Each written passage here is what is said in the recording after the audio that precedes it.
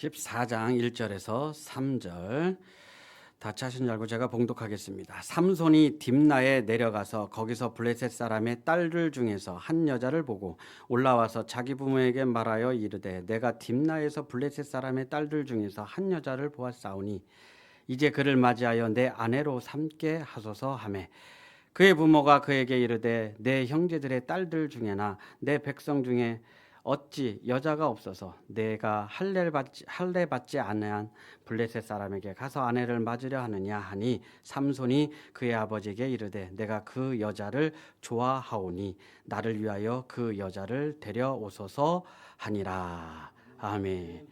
그래서 이야기하고 있습니다. 성인이 다 됐죠. 삼손이 성인이 다 돼서 이제 젊은 나이가 됐습니다. 어느 날 저 블레셋의 딥나라는 곳에 갔습니다. 거기 가서 그곳 여자를 한번 보게 됐습니다. 그런데 그 한번 보는 것으로 완전히 빠져버린 거예요.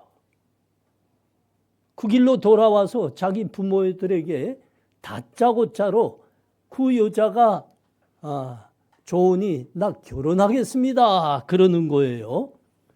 부모들이 황당했죠. 여러분 안 그렇습니까? 아니 그냥 한번 가서 보고 wan 걸로 결혼하겠다 하는 겁니다. 네, 황당했죠.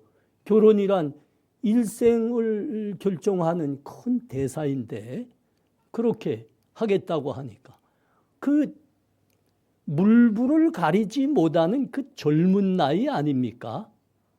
그 나이에 여자 한번 보고 좋다고 결혼하겠다 하는 겁니다. 황당해서 부모가 하는 말입니다. 그 3절에 있어요. 3절 상반절 한번 보십시오. 내 형제들의 딸 중에나 내 백성 중에 어찌 여자가 없어서 내가 할례 받지 아니한 블레셋 사람에게 가서 아내를 맞으려 하느냐. 여기가 참 중요한 부분입니다. 이스라엘은 하나님의 손민입니다. 하나님에 대한 믿음이 있습니다. 그리고 하나님에 대한 우리 삶의 법으로 주신 하나님의 법, 말씀이 있습니다. 그 말씀 중에는 믿음의 사람은 믿음의 사람과 결혼해야 된다. 그렇게 말씀하고 있어요. 믿음의 남자는 믿음의 여자를 만나 결혼해야 된다.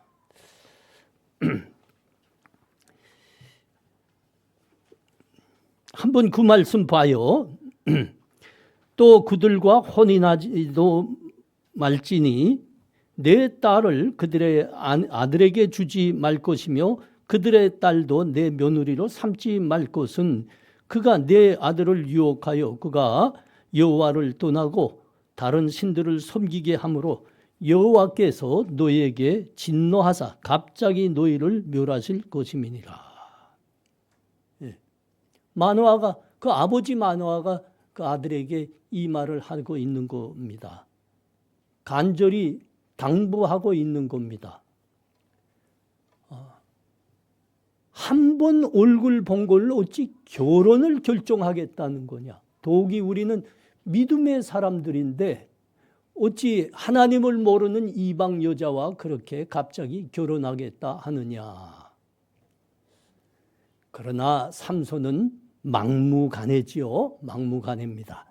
내가 그 여자를 좋아하오니 나를 위해 그 여자와 결혼하게 하옵소서. 참 이 사람 삼손은 아주 난감한 사람입니다. 아주 난감한 사람이에요. 하나님은 그 계명에서 하나님 믿는 사람들은 부모를 공경하고 순종해야 된다 말씀하셨습니다. 그것이 복을 받는 삶이라 그러셨습니다.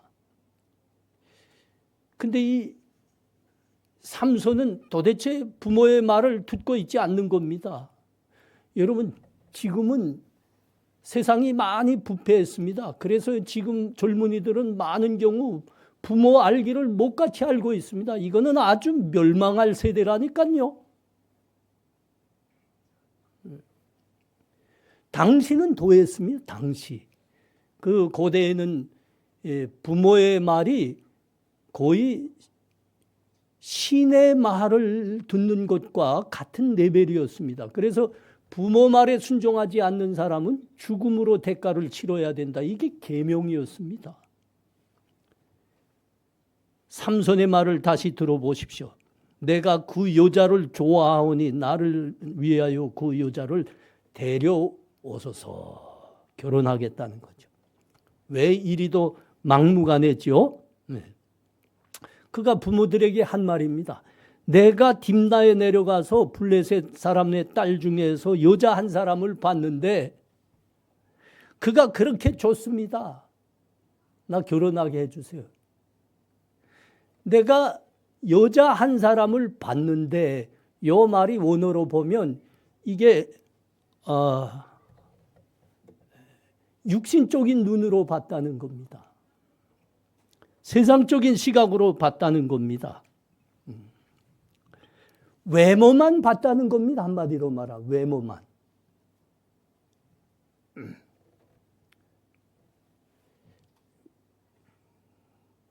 하나님 모르는 사람들은 그렇게 외모에 혹하는가 봐요. 우리나라에서 70년대, 80년대 최고의 미인은 종윤희 씨라 하더군요. 지금은 지금 사람들은 모릅니다. 지금 사람들은 김태희쯤을 알죠. 그래서 그때 문 남자들이 종윤희 했습니다. 지금 2000년대에 오니까 김태희라고 하더라고요. 나도 김태희 얼굴은 봤어요. 그렇게 혹하더라고요. 미인들이죠. 미인들, 탤런트고. 저 이북에서는 우인이었습니다. 우인이. 우리 많은 북한 사람들이 아직 우인이를 몰라요. 저는 봤어요. 정말 정말 대단했어요. 근데 그래서 문남자들의 관심을 끌었는데 김정일이의 괘씸죄에 걸렸습니다. 그 강건군관학교 앞마당에서 공개 총살을 해버렸습니다. 괘씸죄에 걸려서. 아마 삼손의 눈에는 이 블레셋 딥나의 이 여자가 아마 그렇게 보인 것 같습니다. 홀딱 넘어갔어요. 결혼하겠다 하는 겁니다. 그 딥나의 그 여자의 눈에도 아마 그 삼손이 아마 그렇게 보였던가 같습니다. 그 삼손은 상남자 중에 상남자였으니까요. 한 몇 년 됐습니다. 당진에서 그 강철 파이프 그 공장을 운영하시는 기업하시는 장로님이 계셨습니다. 그래서 그분한테 한번 찾아갔습니다. 그분이 우리 대학에 다니는 우리 교회 청년들 위해서 오랫동안 장학금 후원을 하셨거든요. 그래서 그 청년들 몇 명과 같이 가서 고맙습니다 인사드리려고 같이 갔습니다. 근데 가서 알아보니까 장로님 말씀을 들어보니까 원래 그분은 서울대 법대를 졸업하셔서 검사로 몇 년을 사셨어요. 검사로 이렇게 몇 년을 살다가 가만 보니까 그 검사직이 그렇게 마음에 안 들더래요. 그래서 기도했죠, 하나님 앞에. 아주 그 장로님이신데 아주 신앙이 좋으십니다. 기도하던 중에 자꾸 기업을 하라는 말씀을 하시더래요. 그래서 검사직을 접고 거기 내려가서 기업을 하는데 아주 크게 하셨습니다. 그분이 우리 청년들을 다 앉혀놓고 자기의 삶을 그렇게 이야기하면서 당부 하나를 하시더라고요. 여러분 지금 젊은 시절이기 때문에 좋은 대학에 가서 공부하는 것도 중요합니다. 대학을 졸업한 후에는 좋은 회사에 취직해서 일하는 게 또한 중요합니다. 그러나 제가 인생을 살아보니까 인생의 제일 중요한 거는 믿음의 배우자를 만나서 가정을 이루고 사는 겁니다. 부디 젊은 여러분들은 꼭 믿음의 배우자를 만나서 결혼하셔야 됩니다. 그러셨어요. 너무 귀한 말씀이었습니다. 여러분 그렇습니다. 결혼이 인생에서 제일 중요합니다. 결혼은 하나님이 우리를 위해서 만든 제도이고 인류는 결혼하도록 지음받은 존재입니다. 결혼해야 됩니다. 요새 젊은이들 결혼 안 하는데 그건 멸망의 길을 가고 있는 겁니다. 결혼하셔야 됩니다. 그 장로님 말씀대로 인생 중에 최고의 대사인데 아니 어찌 이 삼손 말이야 한 번 보고 내 마음에 내 눈에 이쁘오니 나 결혼하게 하소서. 참 이건 난감한 젊은이지요. 난감한 젊은이. 사랑하는 성도님들, 우리의 눈과 우리의 시각이 하나님으로부터 복을 받는 시각이 되시기를 바랍니다. 우리 교건들, 우리 속담들은 굉장히 직설적인 게 많아요. 그래서 저는 좀 좋아합니다. 근데 많은 지혜가 있죠. 그 교건들 중에 이런 게 오늘 말씀에 비춰보니까 이런 교건도 있더라고요. 개의 눈에는 똥만 보인다. 여러분 왜 개 눈에 똥만 보일까요?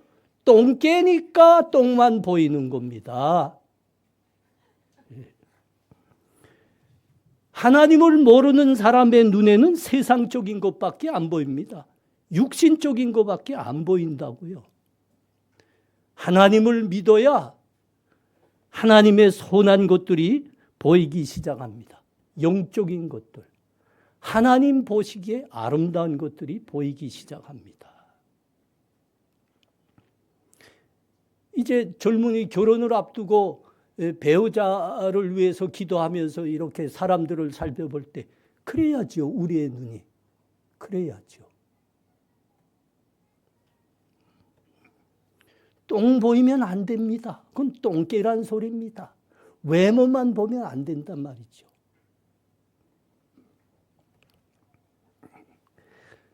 평생을 함께할 배필입니다. 배우자입니다. 하나님이 짝지어 주시는 겁니다. 그래서 결혼할 때는 외모만 보는 게 아니고 그의 인격도 보여야 하고 성품도 보여야 하고 시간이 걸리죠. 그러면 한 번 보고 좋다면 미친 짓이죠. 시간이 걸립니다. 더 중요한 거는 이 사람에게 나와 같은 하나님을 경외하는 믿음이 있나? 그게 중요합니다. 그거 봐야 됩니다.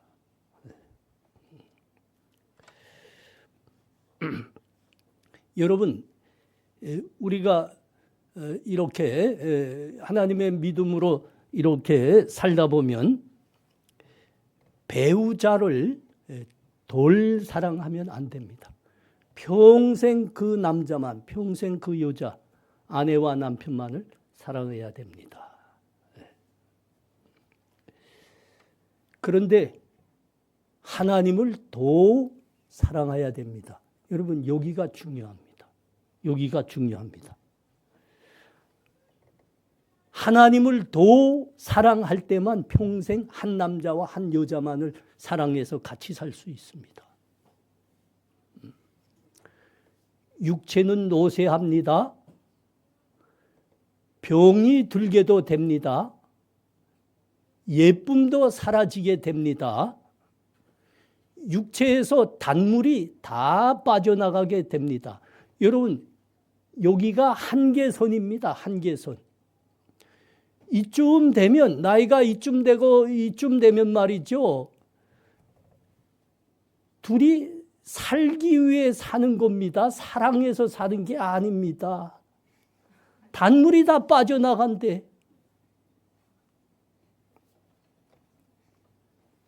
그런데 하나님을 더 사랑해 보십시오.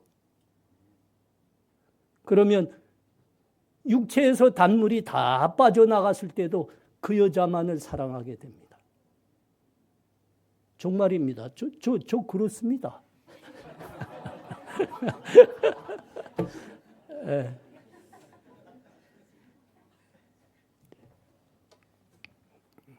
이것 때문에 하나님께서 우리들에게 믿음을 주셨고 우리들에게 삶의 법칙으로 하나님의 율법인 말씀을 주셨습니다.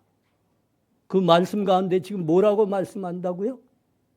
믿음의 남자는 믿음의 여자를 만나 결혼하거라. 믿음의 여자는 믿음의 남자를 만나 결혼하거라. 그래서 평생 행복하거라 그러시는 겁니다. 평생 행복하거라. 평생 사랑하거라. 삼손은 내가 보니 그 여자가 좋습니다. 그 여자가 좋으니 결혼을 승낙해 주옵소서. 자기 부모에게 하는 말입니다. 여러분 이건 복을 받을 눈이 아니죠. 복을 받을 눈이 아닙니다. 복을 받을 시각이 아닙니다. 이건 사람의 시각일 뿐입니다. 육신의 시각일 뿐입니다. 이런 시각으로는 복을 받지 못합니다.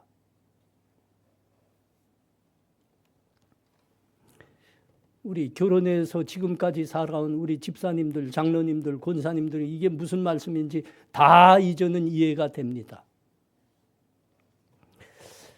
모세의 부모들은 모세가 태어났을 때 3개월간이나 그를 감추고 길러 주었습니다. 이거는 목숨을 걸어야 가능한 일이었죠. 왜냐하면 그때 애굽에서 이스라엘 백성들 모두가 노예로 살고 있는데 아니 바로가 명령을 내렸습니다. 이스라엘 자손 중에서 남아가 태어나면 다 죽여라.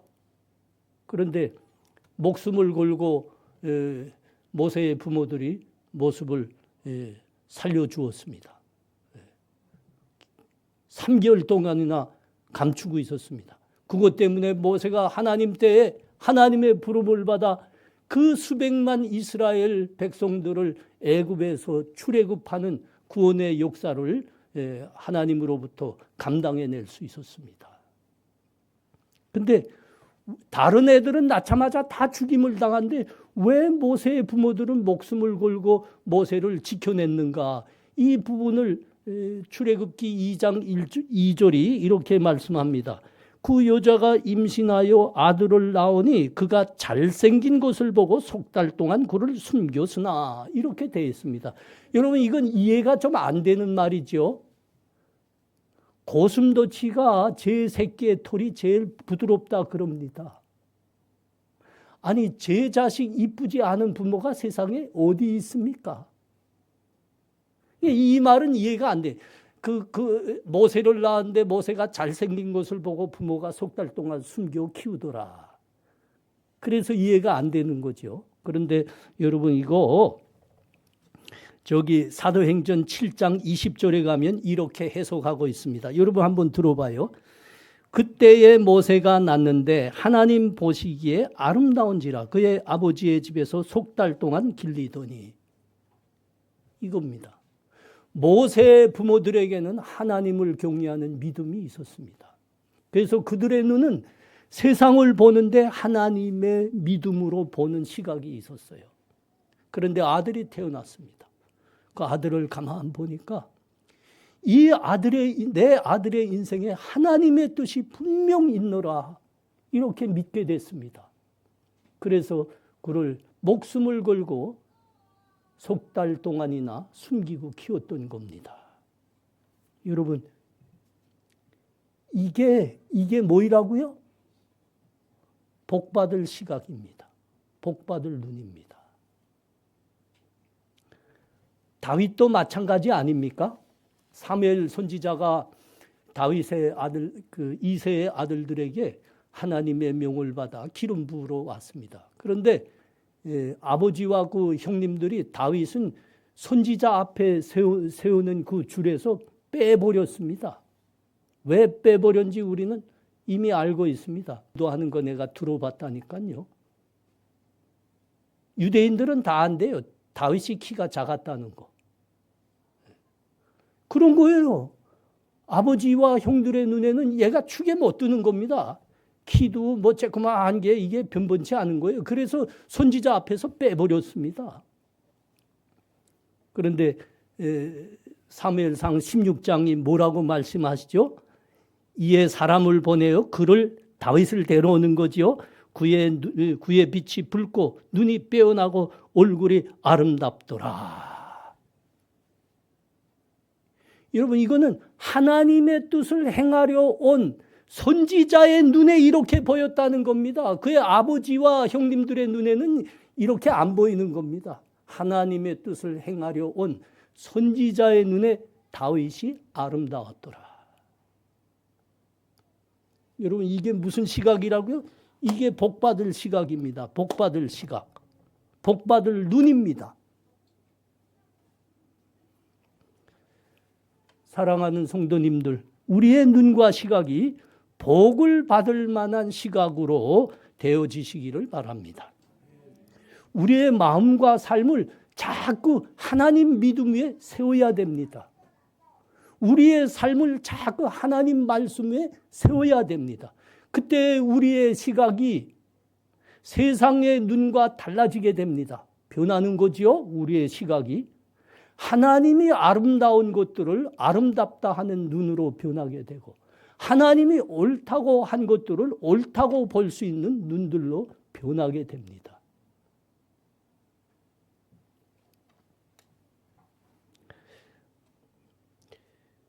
우리 눈에는 복이 좋고 세상은 그것을 가져야 잘 사는 것이라 이렇게 보는 것들이 있습니다. 그런데 하나님은 그의 말씀에서, 그의 율법에서 그것들을 옳다 하지 않습니다. 아름답다 하지 않습니다. 그러므로 너희는 따라가지 말라, 그것을 행하지 말라, 이렇게 말씀하는 것이 있어요.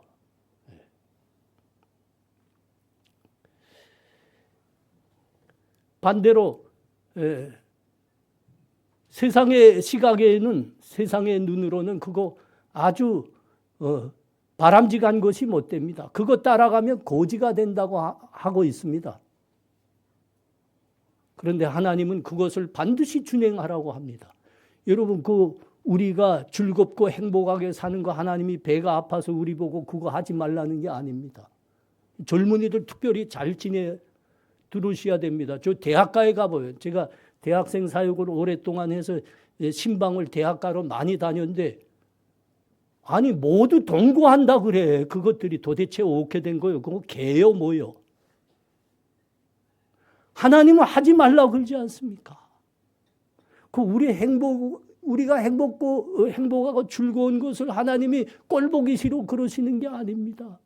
그것을 행해야만, 하나님의 말씀을 준행할 때야만 우리에게 생명이 있고 우리가 장수하고 우리가 행복한 삶을, 보람된 삶을 살 수 있겠게 하나님이 그거 하지 말라는 겁니다.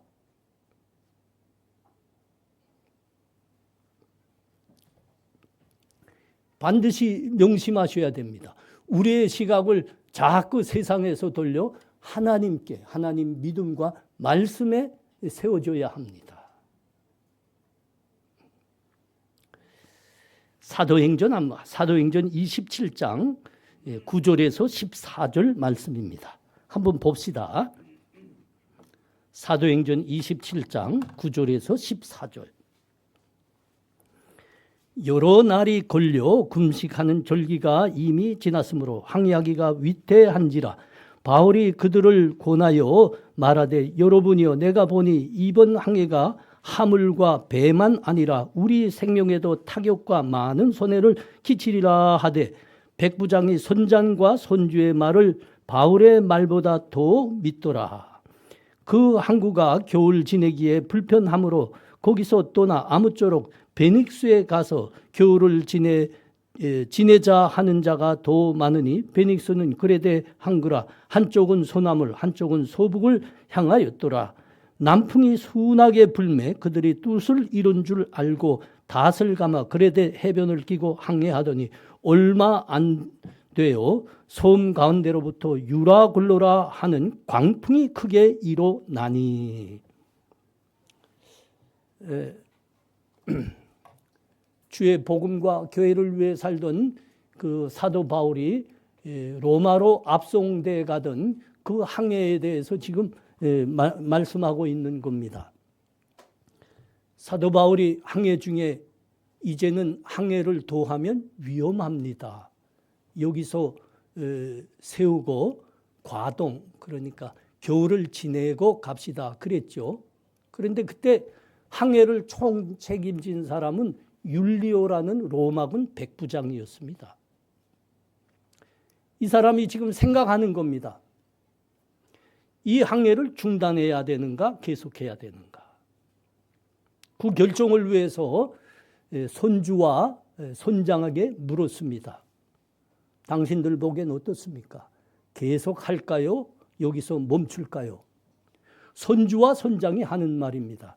우리는 이 바다에서 잔뼈가 굵은 전문가들입니다. 항해를 계속해도 별일 없을 거로 보입니다. 율리오 백부장이 그 말 들었죠. 그래서 항해를 계속하게 합니다. 여러분, 율리오의 판단이 옳은 겁니까? 그런 겁니까? 성경을 읽어본 사람은 그러다고 할 겁니다. 그러나 성경을 이 부분을 읽어보지 않은 사람은 이 율리오 백부장의 판단이 아주 정확합니다. 왜 그렇죠? 그 사람은 전문가의 말을 듣고 특별히 현지인의 지혜를 듣고 그들의 조언대로 항해를 계속한 겁니다. 이 지금 손장과 손주가 뭐라고 합니까? 우리는 이 바다에서 잔뼈가 굵은 전문가들입니다. 항해 계속해도 돼요. 이 율리오는 백부장이면 우리로 말하면 지금 중대장보다 조금 큰 건데 내가 보기에는 뭐 만부장 될 만해요. 사단장 넘을 듯해요. 이런 사람은 판단이 합리적입니다. 전문가의 말을 듣습니다. 이거는 군사령관감입니다.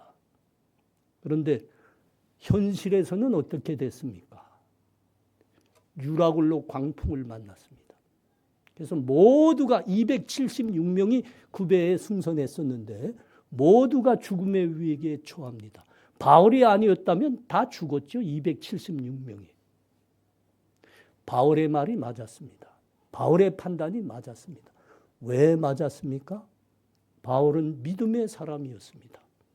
그래서 그는 하나님의 말씀은 반드시 이루어진다는 믿음을 갖고 있었습니다. 그래서 그 판단을 한 겁니다. 항해를 여기서 그만해야 됩니다. 바울에게 무슨 말씀을 하셨다고요? 한번 들어보십시오.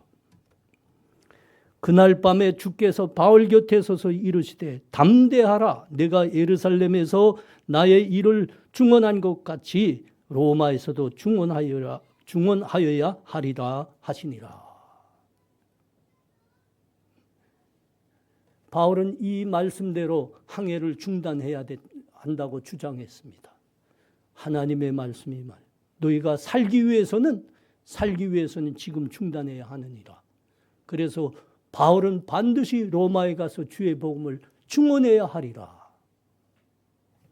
여러분, 하나님의 말씀과 하나님에 대한 믿음은 세상의 지혜를 뛰어넘습니다. 사람의 합리적 판단을 뛰어넘습니다. 하나님 말씀에 따르셔야 됩니다. 하나님이 창조주이십니다. 그래서 그 유라굴로라는 그 전례 없는 그 광풍에 모두가 휘말려 다 죽은 거지요. 그러나 이 바울 때문에 276명 모두가 살아나게 됩니다.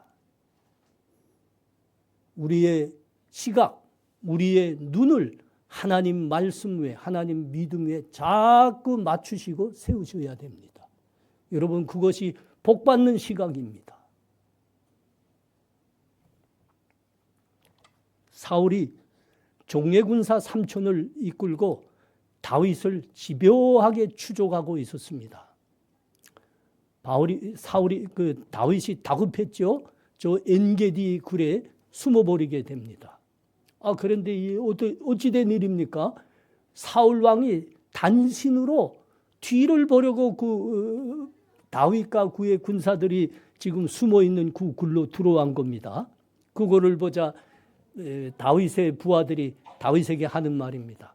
다윗이요, 저 사울을 단칼에 목숨을 거두십시오. 이건 하나님의 뜻입니다. 하나님이 이미 당신을 사울을 버리시고 당신을 왕으로 세우셨습니다. 하나님의 뜻입니다. 단칼에 목숨을 거두십시오. 그런데 다윗이 사울의 목숨을 거두지 못하지요. 그냥 그의 옷자락만 조금 빗을 따름입니다. 그리고 그를 그대로 살려보냈습니다. 왜 그랬다고요? 다윗에게는 하나님 말씀에 대한 믿음이 있었습니다. 하나님이 기름 부은 자를 사람이 어쩌지 못하는 것이니라. 심판은 하나님께 달린 것이니라. 사람이 하는 것이 아니니라. 그 믿음 때문에 다윗이 사울을 살려주게 됐습니다. 그러면 어떻게 됐을까요? 부하들의 말이 맞았죠. 부하들의 말. 다윗과 그의 사람들의 그 고난은 계속 길게 이어지는 겁니다. 다윗을 노리는 그 목숨의 위협도 사라지지 않고 계속 진행되는 겁니다. 부하들의 말대로 그 사울의 목숨을 거두었더라면 이 고난은 거기서 끝납니다. 그리고 다윗은 그 자리에서 왕이 됩니다. 많은 일들이 순종하게 이루어졌을 겁니다. 그런데 그 고난은 끝나지 않고 계속되고 그들의 목숨을 노리는 그 추적은 계속되고 있는 겁니다. 그러나 누가 맞았을까요? 여러분, 누가 맞았을까요? 부하들이 한 말과 다윗의 행동 사이에서 누가 옳았을까요? 다윗이 옳은 겁니다. 다윗이 옳은 겁니다. 왜 옳다고요? 그의 판단은, 그의 행동은 하나님의 믿음과 말씀에 있었기 때문입니다.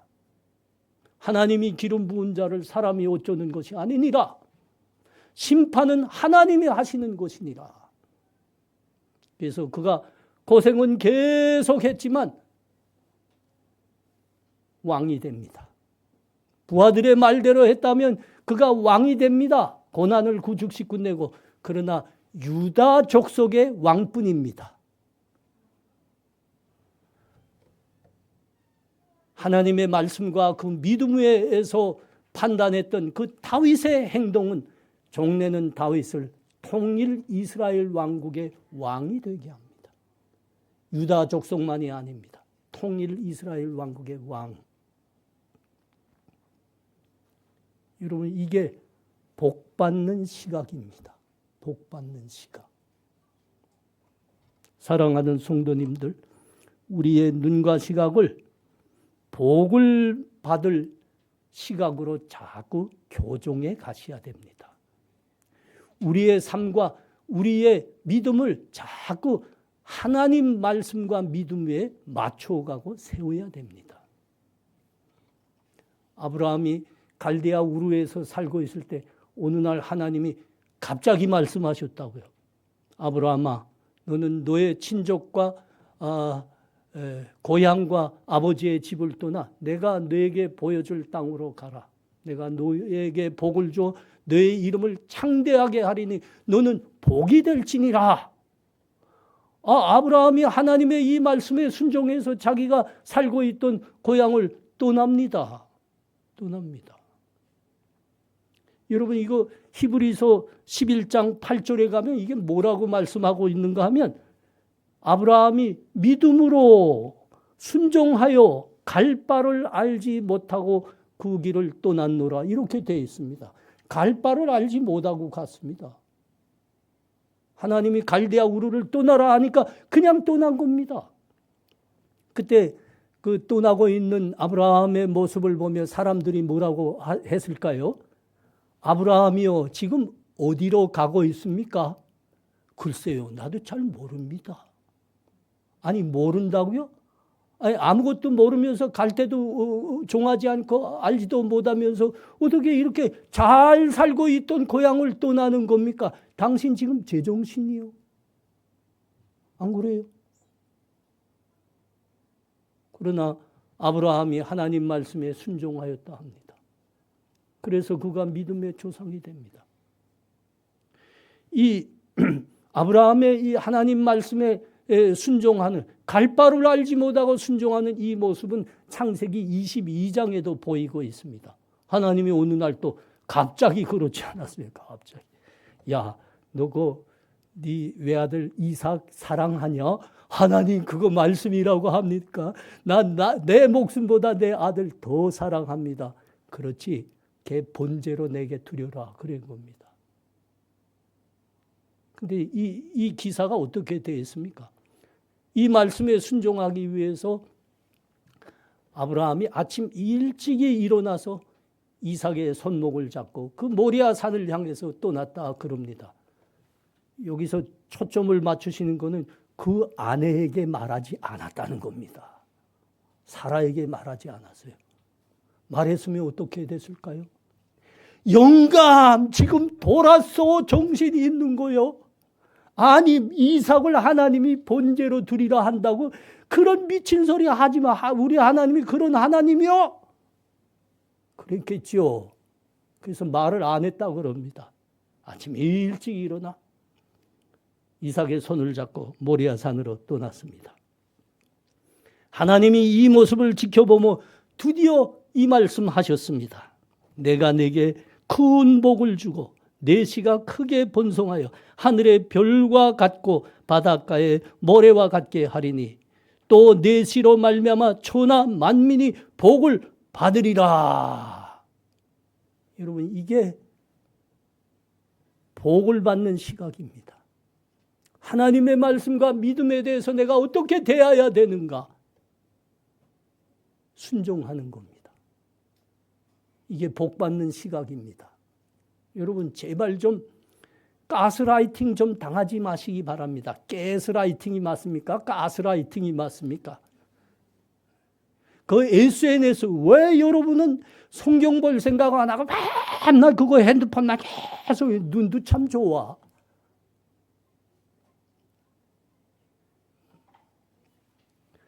세상의 말, SNS, 가스라이팅 좀 당하지 마시기 바랍니다. 하나님 말씀에 순종하는 눈과 시각을 갖기를 바랍니다. 여러분, 그것이 복 받는 시각입니다. 주의 말씀은 내 발의 등이요 내 길의 빛이니이다. 다윗의 고백입니다.